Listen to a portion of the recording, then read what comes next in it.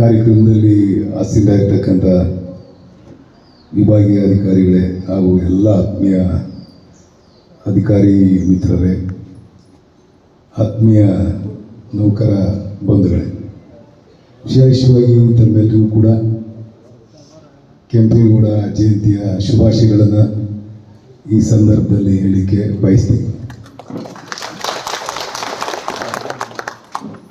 ಒಂದು ನಗರದ ಕಲ್ಪನೆಯನ್ನು, ಸೌಂದರ್ಯವನ್ನು ಯಾವ ರೀತಿ ಇಡಬೇಕು, ಆ ನಗರವನ್ನು ಯಾವ ರೀತಿ ಕಟ್ಟಬೇಕು ಅಂತಕ್ಕಂಥದ್ದನ್ನ ಬಹುಶಃ ಈ ರಾಜ್ಯಕ್ಕೆ, ಈ ರಾಷ್ಟ್ರಕ್ಕೆ ತೋರಿಸ್ಕೊಟ್ಟಂಥ ಕೀರ್ತಿ ಕೆಂಪೇಗೌಡರಿಗೆ ಸಲ್ಲುತ್ತೆ ಅಂತ ನಾನು ಭಾವಿಸ್ತೇನೆ. ನಮ್ಮಲ್ಲಿ ಇತ್ತೀಚಿನ ದಿನಗಳಲ್ಲಿ ನಮ್ಮಲ್ಲಿ ಇರ್ತಕ್ಕಂಥ ಇಂಜಿನಿಯರ್ಗಳು ಕೂಡ ನಗರಗಳನ್ನು ಕಟ್ತಾವೆ.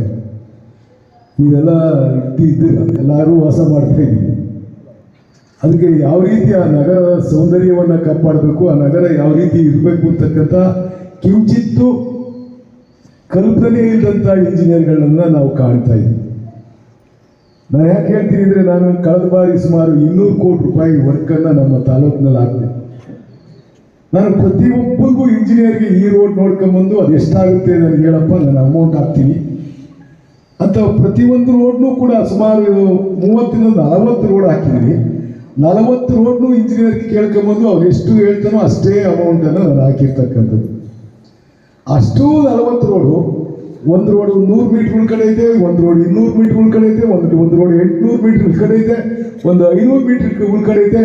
ಕೇವಲ ಒಂದು ಸಣ್ಣ ರೋಡ ನಾವು ಎಷ್ಟಾಗುತ್ತೆ ಅಂತ ಒಂದು ಎಸ್ಟಿಮೇಟ್ ಮಾಡಿದ ಪರಿಸ್ಥಿತಿಯಲ್ಲಿ ಇವತ್ತಿನ ಪ್ರಸ್ತುತ ವ್ಯವಸ್ಥೆಯಲ್ಲಿ ನಾವಿರ್ತಕ್ಕಂಥದ್ದು. ಬಹುಶಃ ಅಂದು ಒಂದು ಸುಂದರವಾಗಿರ್ತಕ್ಕಂಥ ನಗರವನ್ನು ಕಟ್ಟಬೇಕು ಅಂತಂದರೆ ಕೆಂಪೇಗೌಡರ ದೂರದೃಷ್ಟಿ ಎಷ್ಟು ಮಟ್ಟಿಗೆ ಇತ್ತು ಅಂತಕ್ಕಂಥದ್ದನ್ನು ನಾವೆಲ್ಲರೂ ಕೂಡ ಗಮನಿಸಬೇಕಾಗುತ್ತೆ. ಎಷ್ಟು ಭವ್ಯವಾದ, ಪ್ರಪಂಚದಲ್ಲೇ 5ನೇ ದೊಡ್ಡ ನಗರವಾಗಿ ರೂಪುಗೊಳ್ಳಬೇಕು ಅಂತಂದರೆ ಬಹುಶಃ ಅವರು 16ನೇ ಶತಮಾನದಲ್ಲಿ ಅವ್ರು ಕೈಗೊಂಡಿರ್ತಕ್ಕಂಥ ಅನೇಕ ಕೆಲಸಗಳು, ನೀವು ಕೆರೆ ಕಟ್ಟೆಗಳಿರ್ಬೋದು, ಪೇಟೆ ಬೀದಿಗಳಿರ್ಬೋದು, ಅವೆಲ್ಲವನ್ನೂ ಕಸುಬು ಆಧಾರಿತವಾಗಿ ಅವರು ನಗರವನ್ನು ಕಟ್ತಕ್ಕಂಥ ಕೆಲಸವನ್ನು, ಪೇಟೆಗಳನ್ನು ಕಟ್ತಕ್ಕಂಥ ಕೆಲಸವನ್ನು ಅವರು ಅಂದೇ ಮಾಡಿರ್ತಕ್ಕಂಥದ್ದು. ಎಷ್ಟು ಅದ್ಭುತವಾಗಿರ್ತಕ್ಕಂಥ ಕಲ್ಪನೆ ಒಬ್ಬ ಮನುಷ್ಯಗೆ ಇತ್ತು ಅಂತಕ್ಕಂಥದ್ದನ್ನ ನಾವು ಗಮನಿಸಿದ್ರೆ ಬಹುಶಃ ಅವರು ನಾವೆಲ್ಲರೂ ಕೂಡ ಮರಲಿಕ್ಕೆ ಸಾಧ್ಯ ಆಗಲ್ಲ. ನಾವು ಅನೇಕ ಜಯಂತ್ಯೋತ್ಸವಗಳನ್ನು ಆಚರಣೆ ಮಾಡ್ತೀವಿ. ವರ್ಷದಲ್ಲಿ ಸುಮಾರು 14ರಿಂದ 15 ಜಯಂತ್ಯೋತ್ಸವಗಳನ್ನು ಆಚರಣೆ ಮಾಡ್ತೀವಿ ಅಂತ ನಾನು ಅನ್ಕೊಂಡಿದ್ದೀನಿ. ಇವತ್ತು ಕೂಡ ಕೆಂಪೇಗೌಡ ಜಯಂತಿ ನಮ್ಮ ತಾಲೂಕು ಆಫೀಸಲ್ಲಿ ಆಚರಣೆ ಮಾಡ್ತೀವಿ. ನಾನು ಅಲ್ಲಿ ಹೋಗ್ಬೇಕಾಗಿತ್ತು.